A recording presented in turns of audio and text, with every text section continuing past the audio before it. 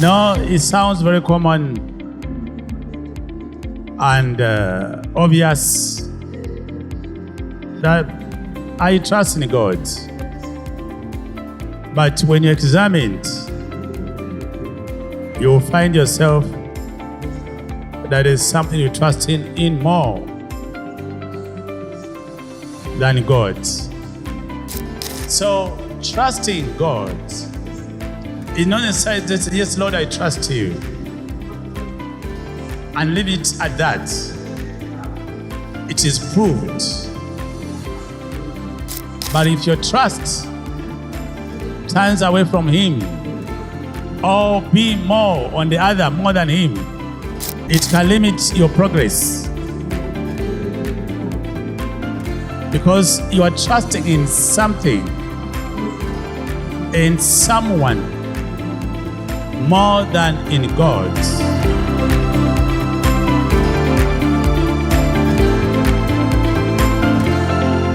We are sharing something about trusting in God.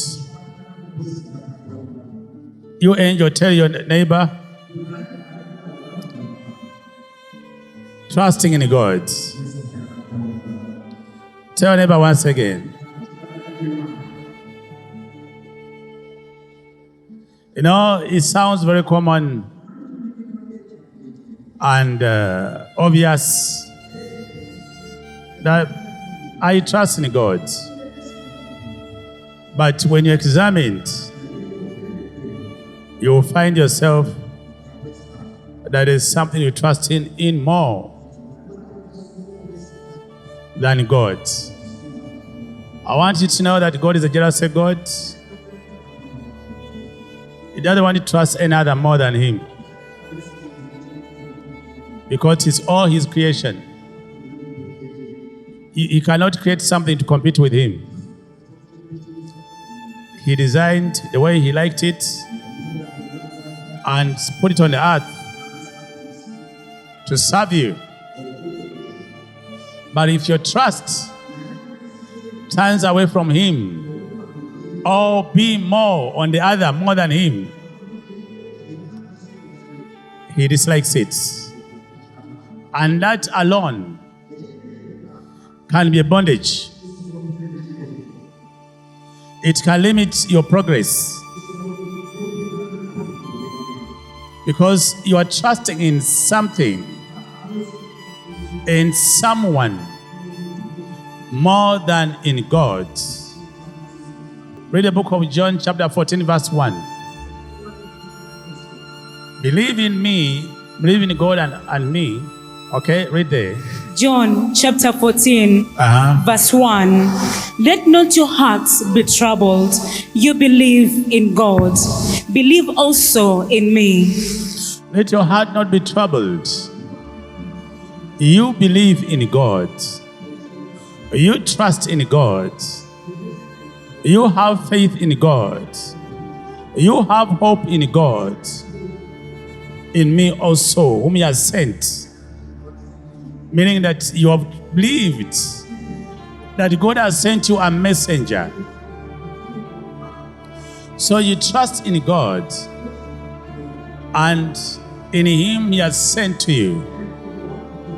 That what He's telling you is true. Are you there? That what He's telling you is true, and it carries His power. As I speak now, as I teach, whatever it is, as you hear my voice, healing begins in your life. Deliverance starts. As I speak now, He empowers me to reach out to you just by voice. I'm speaking something else, but He's doing something else. As I speak now, He's healing someone somewhere. And now those whom the devil has put in captivity, they begin feeling sleepy, so that they don't hear anything. Are you there? Shout Jesus. Yes. Trust in him, for he's a savior. When you trust in God, it means you've given it all to him. Other things, you pray over them that you have hope in. You pray for them. You don't trust them. You pray to God to use them. And then you end by saying, your will be done. Hey, you are having someone you are having hope into.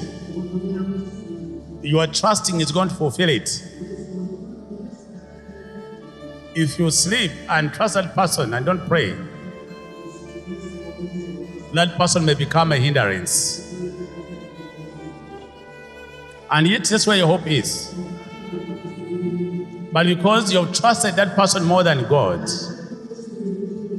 it means you've put a roadblock in your way. So in that state, you pray for that person, God to use him, to use her. And then you conclude by saying, Lord, your will be done. But if you leave it that, no, so-and-so will do it. So-and-so will do it. You will be shocked. He will fail to do it. Not because he doesn't want to do it, but because you put too much trust. You triggered God's jealousy. So now he has made that person a snare to you. Because you made that person an idol. All that thing you're trusting in. You have money and you think money will do everything. You made that man an idol. You trigger God's jealous and cause him to put you in a situation where money will be meaningless. You get a disease, you go to every hospital, they keep changing the name of the disease. Then you treat until you get tired. The more you treat, the more you get more sick. The more you struggle, the more you get more bound. Because God has detected that you trust money more than him. Then your own money can cause you bondage. Peaceless life. You have no peace at all. You have a very nice house, which you trust so much, and have too much hope in it. And God says, hey, you love this house more than me. You love this house more than me. Then it becomes peaceless. Battles, quarrels with everybody. You'll find even a young child in houses. A kid is also battling and quarreling. The kids quarrel.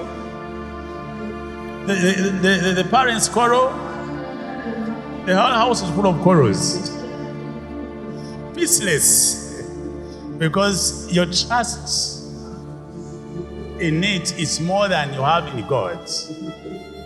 You triggered his jealousy.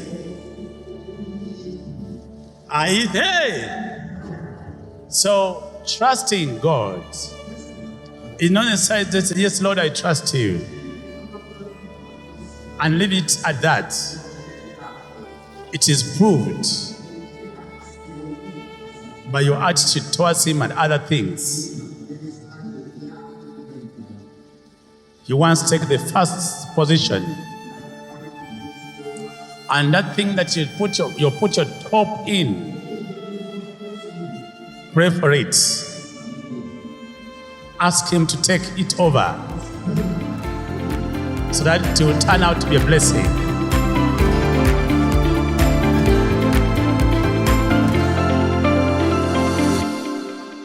You trust that when I go abroad, I'll prosper. When I go to America, I'm going to prosper. That's what your trust is. That's where your hope is. And God is saying, what about me who prospers? Who blesses? As America blesses itself by itself, I'm the one who has lifted it. There have been other countries before. Egypt has ever been the best country in the world.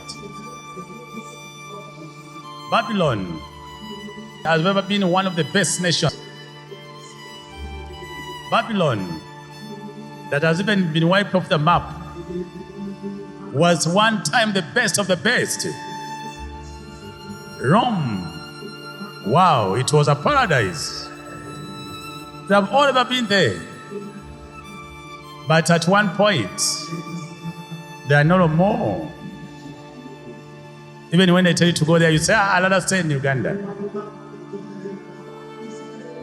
But there was a time where everybody yearned. During the time of our father Abraham, all those God blessed, he had to make them reach Egypt to show them how much he has blessed them.